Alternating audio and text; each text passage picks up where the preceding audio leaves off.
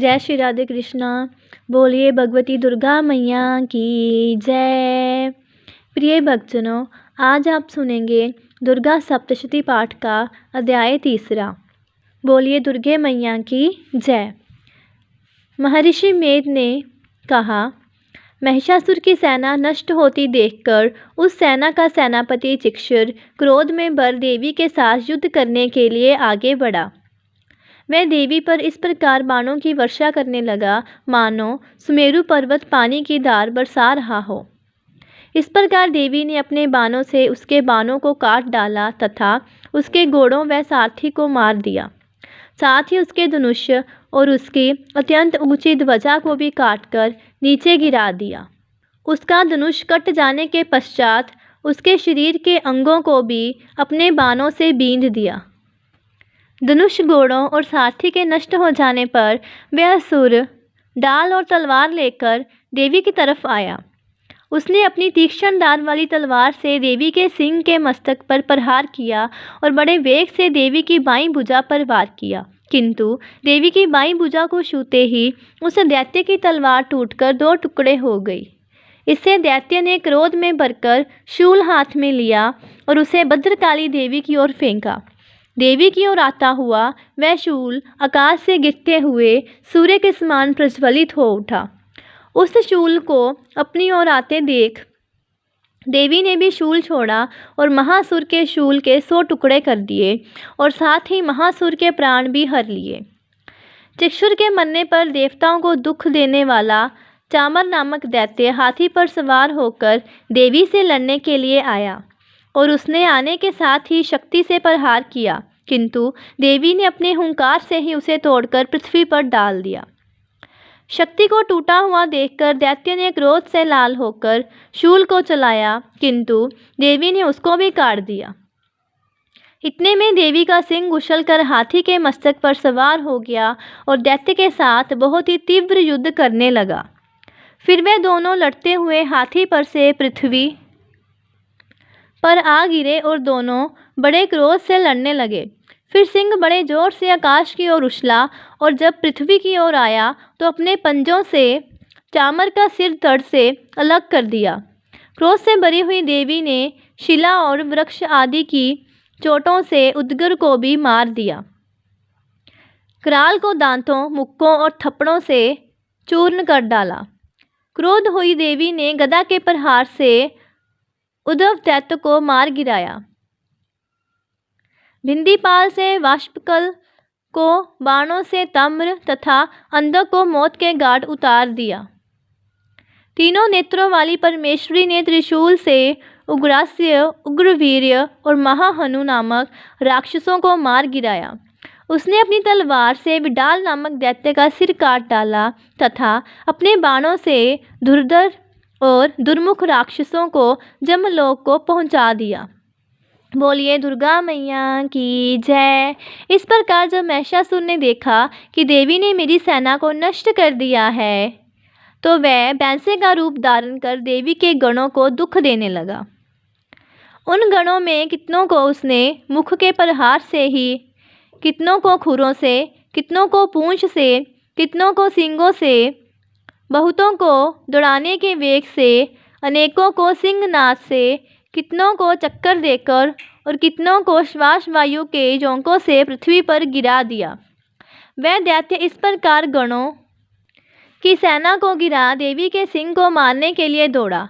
इस पर देवी को बड़ा गुस्सा आया। उधर दैत्य भी क्रोध में भरकर धरती को खुरों से खोदने लगा तथा सिंगों से पर्वतों को उखाड़ उखाड़ कर धरती पर फेंकने लगा और मुख से शब्द करने लगा। महिषासुर के वेग से चक्र देने के कारण पृथ्वी पर क्षुब्ध होकर फटने लगी। उसकी पूंछ से टकराकर समुद्र चारों ओर फैलने लगा।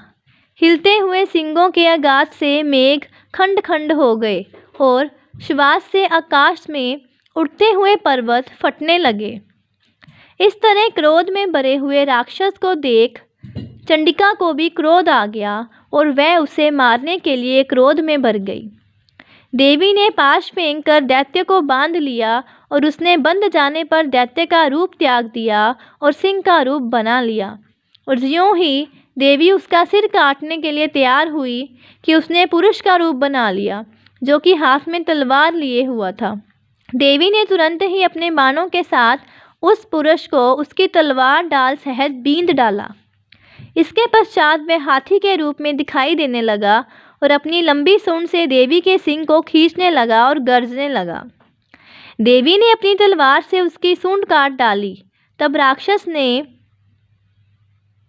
एक बार फिर भैंसे का रूप धारण कर लिया और पहले की तरह चर अचर जीवों सहित समस्त त्रिलोकी को व्याकुल करने लगा।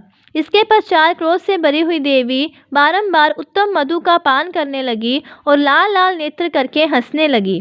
उधर बलवीर्य तथा मद से क्रुद्ध हुआ दैत्य भी गरजने लगा। अपने सींगों से देवी पर पर्वतों को फेंकने लगा। देवी अपने बाणों से उसके फेंके हुए पर्वतों को चूरन करती हुई बोली, ओ मूढ़, जब तक मैं मधुपान कर रही हूँ तब तू गरज ले, और इसके पश्चात मेरे हाथों तेरी मृत्यु हो जाने पर देवता गरजेंगे। महर्षि मेधा ने कहा। यूं कहकर देवी उछल कर उस दैत्य पर जा चढ़ी और उसको अपने पैर से दबाकर शूल से उसके गले पर आघात किया। देवी के पैर से दबने पर भी दैत्य अपने दूसरे रूप से अपने मुख से बाहर होने लगा। अभी वह आधा ही बाहर निकला था कि देवी ने अपने प्रभाव से उसे रोक दिया। जब वह आधा निकला हुआ ही दैत्य युद्ध करने लगा तो देवी ने अपनी तलवार से उसका सिर काट दिया। इसके पश्चात सारी राक्षस सेना हाहाकार करती हुई वहां से भाग खड़ी हुई और सब देवता अत्यंत प्रसन्न हुए तथा ऋषियों महर्षियों सहित देवी की स्तुति करने लगे।